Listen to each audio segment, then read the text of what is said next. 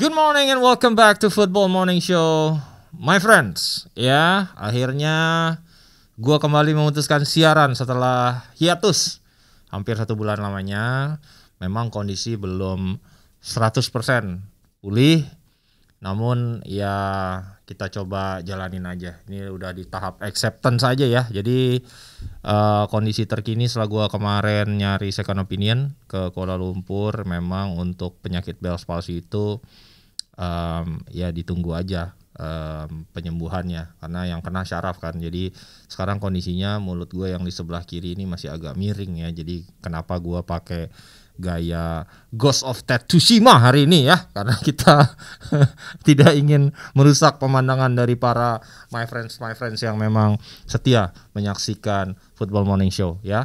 Dan kita akan kembali setiap hari Senin sampai Jumat, walaupun di minggu ini akan ada international break, tapi tidak apa-apa. Dan besok gue juga ingin mengingatkan kalian karena akan ada tayang perdana series dokumenter Hearts in the Stand yang kita bikin untuk episode Liverpool ya, akan tayang besok pagi jam 7. Oke? Makanya besok tidak ada FMS, kalian nikmati aja Hearts in the Stand edisi Liverpool. Kita akan kembali lagi di hari Rabu nanti. Dan seperti biasa gue akan menyapa dulu para komunitas my friends yang tetap setia bergabung di kolom komentar dengan profesi-profesi unik ya. Yang kali ini akan gua sapa adalah pengrajin layangan ya, yang setia bikin layangan sambil dengerin FMS. Katanya ada juga tukang martabak dan pedagang warmindo di Jogja yang setia nonton FMS, dan tentunya para mahasiswa yang sedang berjuang untuk lulus ya. Kita doakan semua perjuangan kalian bisa smooth dan tentunya disupport dengan doa-doa kita semua. Oke? Dan mengingatkan untuk berikutnya milestones kita untuk 200.000 subscriber, kita akan samperin Lord Nico Jackson dan tentunya men-trigger Subathon season 2 yang rencananya sih gue pengennya kalau bisa sih di Desember ya gitu. Yang berbeda dari Subathon season 2 nanti, insyaallah kalau gue sudah membaik, itu gue pengen nyoba, karena kemarin itu kan gue sendiri di Inggris, agak sedikit susah ya dari sisi jumlah konten yang bisa dibikin, nggak bisa sendirilah. Jadi gue akan bikin squad ya untuk Subathon season 2 ini. Akan ada squad untuk bisa nyoba build chemistry. Seperti apa sih squad yang ideal untuk di channel Hanif Tamrin ini, berapa banyak orangnya. Kenapa? Karena udah dipastikan di bulan Juni nanti tuh gue akan live sebulan full di New York selama Piala Dunia berlangsung. Itu dia my friend ya. Dan sekarang kita tentunya akan memulai materi pagi ini dengan King MU. Itu dia. Biasakan memanggil King di depan apabila membahas Manchester United. Nah itu kan jokesnya. Yang seriusnya itu adalah takeaway dari hasil imbang antara Man United kontra Tottenham Hotspur dengan skor 2-2 yang terjadi di akhir pekan kemarin ya. Dan ini membuat precedence bahwasannya Manchester United sekarang sudah berada dalam 5 laga tanpa kekalahan, 3 berakhir kemenangan dan 2 dengan hasil imbang. Nah, takeaways-nya kenapa hasil ini undefeated di 5 pertandingan terakhir ini mampu diraih oleh Ruben Amorim ya. Dan jawabannya tidak lain dan tidak bukan adalah perubahan build up style yang diimplement oleh seorang Ruben Amorim ya. Tidak lagi memaksakan ball possession space, namun dia lebih mengandalkan long ball dalam proses build up-nya. Kita lihat dari grafis yang ada di layar kalian, diambil dari sumber Athletic. Dari laga-laga yang sudah berjalan sejauh ini terjadi kenaikan signifikan dalam upaya Man United untuk meningkatkan probability long ball mereka. Jadi build up-nya lewat umpan-umpan panjang, kembali seperti era sepak bola kick and rush gitu ya, kurang lebih ya. Terjadi kenaikan yang signifikan ya, rata-rata di atas 15% untuk proses build up yang dilakukan oleh Manchester United dari laga-laga yang sudah mereka mainkan, kurang lebih seperti itu. Nah, kenapa ini dilakukan oleh Ruben Amorim ya? Karena yang didesak oleh banyak sekali pandit dan juga pengamat sepak bola itu adalah merubah formasi. Mereka bilang Ruben Amorim ini terlalu keras kepala, tidak ingin merubah formasi, tidak ingin merubah gaya mainnya. Yang dirubah sekarang justru adalah pendekatannya, approach-nya ya. Jadi kita bisa bilang jika Ruben Amorim akhirnya memilih untuk merubah sedikit pendekatan yang dia percaya untuk long term membuat posisinya jauh lebih aman, dan itu berbuah hasil 5 pertandingan on the bounce tidak terkalahkan. Berbeda sekali seperti sebelumnya. Sebelum 5 laga ini dimainkan terjadi sangat besar turbulensi atau hasil-hasil negatif yang diraih oleh Manchester United. Nah, untuk mempertebal lagi secara statistik benar nggak sih gitu, kita lihat dulu ada sebuah statistik. Jika bersama Ruben Amorim itu, jika mereka memainkan pendekatan ball possessions atau penguasaan bola, justru win rate-nya itu lebih jelek teman-teman ya. Dari 50 plus penguasaan bola ya. Jadi jika mereka mendominasi penguasaan bola ya dengan persentase 50% ke atas ya, terjadi dalam 23 pertandingan, kemenangan yang diraih cuma 5 kali. Jadi jika mereka memilih pendekatan menguasai bola, United cenderung lebih sering kalah ya. Itu yang terjadi selama ini. Jadi bukan formasinya, tapi pendekatannya. Jadi sekarang Amorim memilih pendekatan pragmatis. Namun ketika dia memilih pendekatan pragmatis dari 14 pertandingan di mana rata-rata United kalah dalam ball possessions, justru win rate-nya lebih tinggi 50%. 7 pertandingan menang, 4 pertandingan imbang, dan sisa 3 pertandingannya lagi itu kalah. Jadi Amorim ini membuang filosofinya untuk mendatangkan konsistensi. Itu yang dia lakukan. Itu membuktikan jika ini pelatih mau beradaptasi dan pintar. Dia belum memiliki seluruh ingredients yang dia butuhkan untuk bisa memainkan skema yang dia envision atau dia bayangkan. Jika dipaksakan bermain dengan skema tersebut tanpa ingredients yang tepat, akan berhasil kepada hasil-hasil negatif, sehingga dia merubah itu. Oke. Pertanyaannya, apakah ini sustainable untuk jangka panjang di Manchester United ya? Itu yang nanti kita akan monitor bersama, karena masih ada jendela transfer musim dingin, masih ada sisa sekitar 20 plus pertandingan. Kita lihat seperti apa perjalanan MU dan juga Ruben Amorim dalam beradaptasi ya. Dan uniknya secara statistik, United ini di 6 musim terakhir itu cenderung memang lebih sering menang jika tanpa memainkan ball possessions. Nah, ini kan berbanding terbalik dengan keinginan mayoritas dari fans MU yang bercita-cita kembali ke eranya Sir Alex dengan bermain on the front foot gitu kan, menguasai pertandingan dan meraih kemenangan. Namun jika kita tarik mundur dari 2018-19, yang garis merah ini adalah laga-laga yang dimenangkan atau win rate yang didapatkan saat bermain tanpa ball possessions ya. Jadi justru tanpa ball possessions ini United win rate-nya lebih tinggi ya. Ini menjelaskan ya, karena sebelumnya kan mayoritas pelatih-pelatih yang dipilih juga lebih banyak mengandalkan skema counter pressing atau counter attack football seperti Jose Mourinho, Ole Gunnar Solskjaer, dan terakhir sekarang Ruben Amorim yang secara quote-unquote terpaksa memainkan sepak bola yang lebih pragmatis ya. Saat ditanya oleh wartawan mengkonfirmasi hal ini, Ruben Amorim juga menjelaskan secara bluntly ini adalah sebuah skema yang dia kedepankan untuk mendatangkan sebuah stabilitas. Dia bilang, kami ingin melakukan build up dengan bola panjang. Jika ada ruang yang bisa dieksploitasi, maka itu akan menjadi numbers game atau pertarungan angka.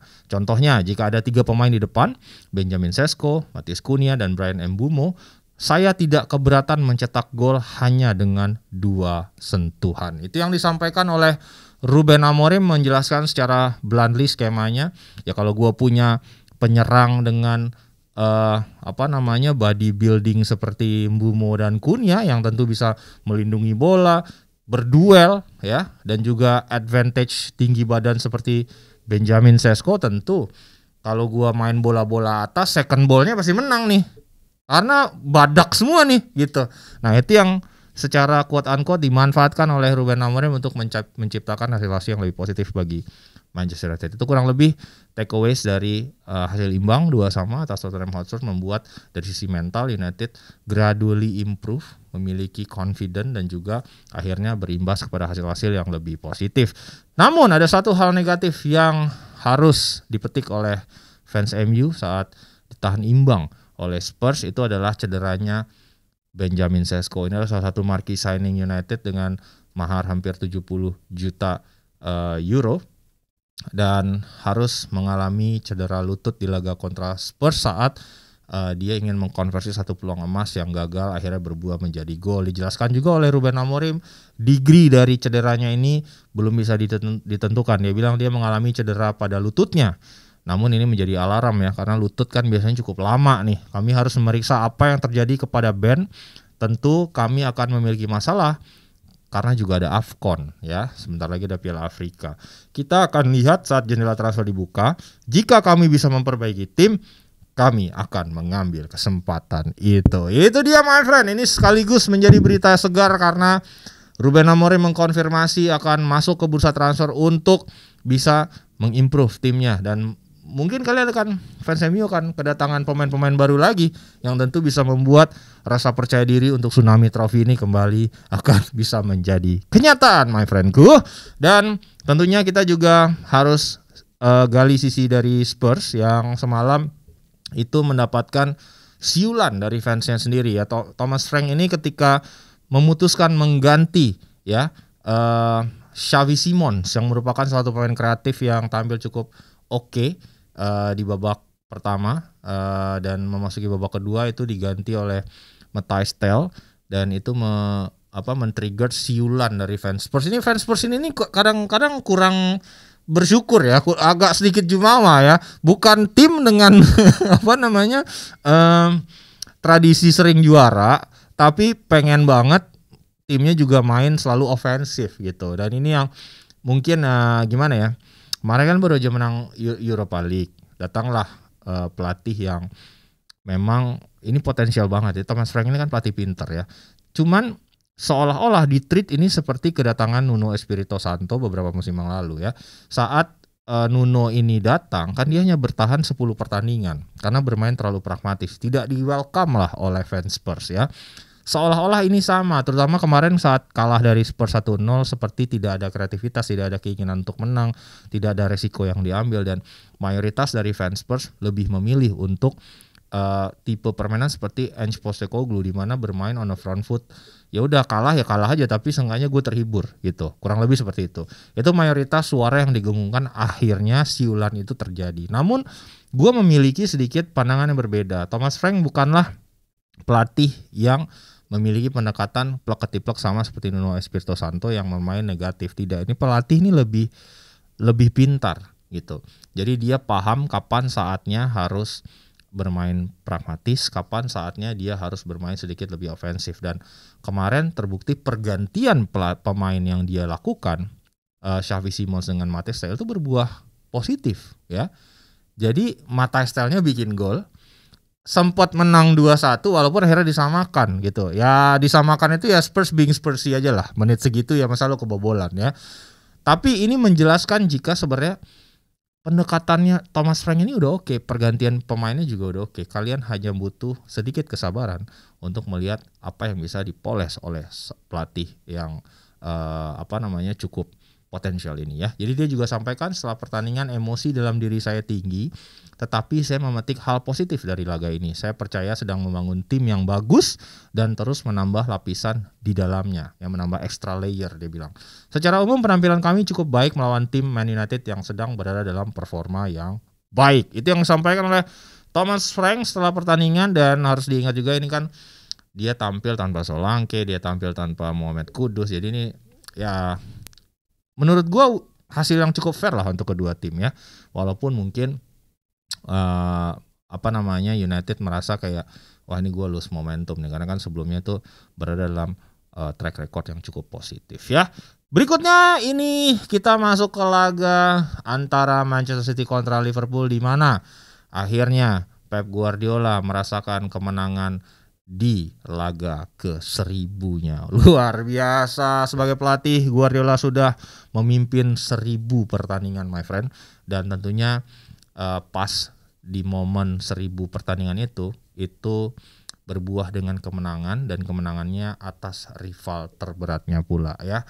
Ini yang menjadi sebuah hal yang romantis untuk Pep Guardiola, karena sebelum laga ke-1000-nya ini berjalan itu mendapatkan sebuah video khusus dari Jurgen Klopp yang merupakan rival abadinya, yang memberikan respect luar biasa untuk Pep Guardiola. Dan he's one of the most decorated managers in the world. Mungkin secara torehan gelar hanya kalah sedikit mungkin ya, atau mungkin berbanding sama lah ya sama member-member tipis lah, sama Sir Alex gitu ya. Ada juga kalau nggak salah Ancelotti, Jose Mourinho. Ya, he's out there. Dia ada di level yang ada di top sana bersama para manajer-manajer kelas dunia lainnya, dan salah satu manajer, the most decorated managers in the world ya.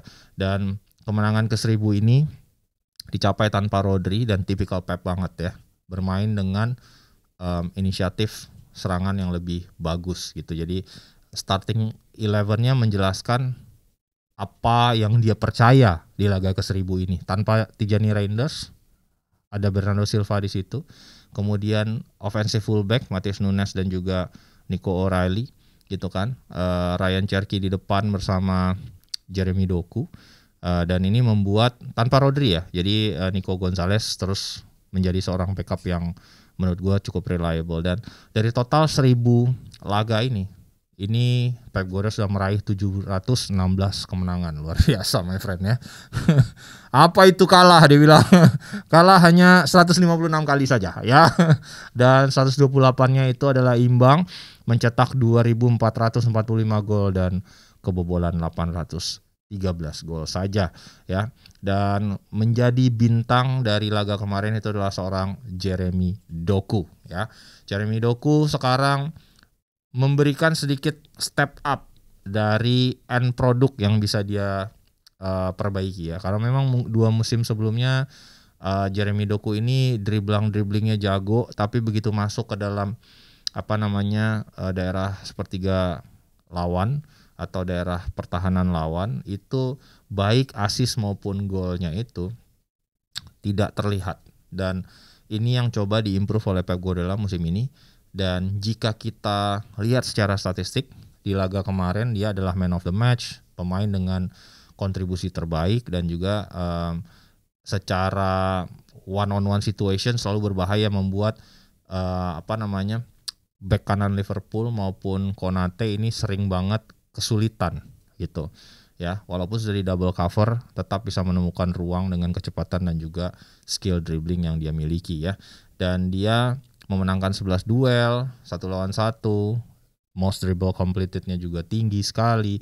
Dan kalau kita bandingkan secara statistik, dia sudah mencetak 3 gol dan membuat 4 assist sejauh ini dari 11 laga yang sudah dimainkan, termasuk juga Liga Champions dan juga Piala Carabao ya. Secara statistik sebenarnya kalau kita bandingkan dengan sayap-sayap lain yang jarang sekali dikritik ya, sebenarnya penampilan Jeremy Doku ini on par atau sama gitu ya. Kalau kayak misalnya kita let's say Cody Gakpo lah. Gakpo kan juga sudah bikin 4 atau 5 gol kalau nggak salah. Asisnya sedikit lebih kurang daripada Doku, 3 kalau gua nggak salah. Kalau dibandingin sama Mo Salah juga sama ya. Cuman mungkin itu yang menjadi sebuah cerminan. Musim terburuknya Mo Salah, musim terbaiknya Jeremy Doku. Jadi mungkin kita memiliki standar yang gimana ya, ada pemain top gitu ya kayak Salah, Haaland gitu ya, yang ketika dia deep of form sebenarnya tuh di level pemain bagus itu udah bagus banget gitu. Jadi musim terburuknya Salah lah, kita bilang ini kan 11 ini kan start yang kurang baik lah dari Salah ya. Di start yang kurang baik aja dia bikin 5 gol udah gitu. Ya, kalau dibandingin sama Gakpo sama Jeremy Doku ya 11-12 gitu. Dan itu menunjukkan betapa tingginya level seorang Mo Salah gitu dalam bisa memberikan dampak. Dan itu juga yang diperlihatkan oleh seorang Erling Haaland. Golnya my friend kemarin gila.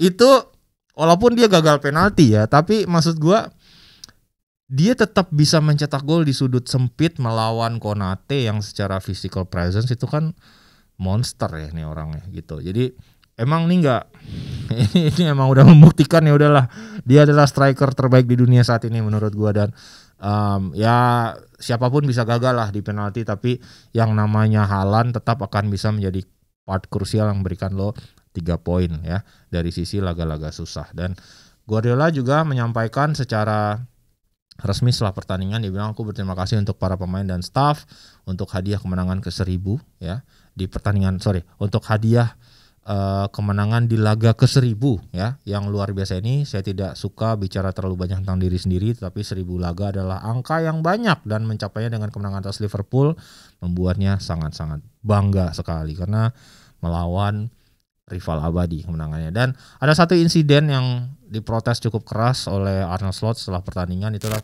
dianulirnya gol dari Virgil van Dijk ya. Ini gua harus objektif ya. Gua rasa gue sepakat jika harusnya gol Virgil van Dijk ini itu tidak dianulir. Karena kalau kita lihat dari sisi buku peraturan dari Premier League, ini pernah kejadian juga City lawan Wolves kalau nggak salah. Itu yang cetak gol salah satu pemain City dan dengan skema yang sama. Awalnya dianulir oleh wasit, tapi setelah dicek VAR itu akhirnya diberikan ya. Karena sebenarnya yang diprotes itu dari yang menjadikan alasan gol ini dianulir kan posisi Andy Robertson yang dianggap menghalangi ya dari jalannya permainan dan juga menghalangi visibility dari kiper. Namun setelah dilihat, satu, posisi Andy Robertson itu tidak plek-ketiplek di depan kiper, enggak.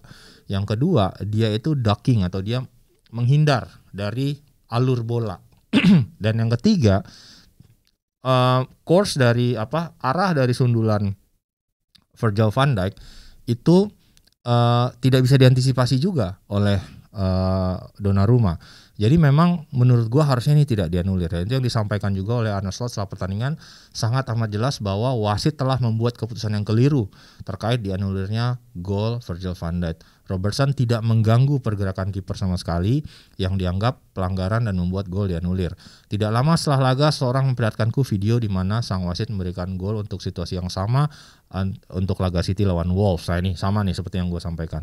Andai gol itu disahkan, itu akan membawa pengaruh baik terhadap permainan kami. Ya, mungkin momentumnya bisa sedikit lebih baik untuk Liverpool, rasa percaya diri bisa kembali terbangun dan mungkin hasilnya bisa berbeda. Kita tidak tahu. Yaitu seenggaknya protes yang disampaikan oleh Arne Slot dan kita lihat nanti seperti apa upaya Liverpool untuk bisa bounce back di laga-laga berikutnya setelah jeda internasional. Dan berikutnya kita juga highlight kemenangan 3-0 Chelsea atas Wolves. Kita semua memprediksi jika ini akan menjadi pesta gol untuk Chelsea dan itu ya kejadian. Dan takeaways yang bisa gue sampaikan adalah udah saatnya menurut gue Enzo Maresca menjadikan Estevao William sebagai starting 11 ya.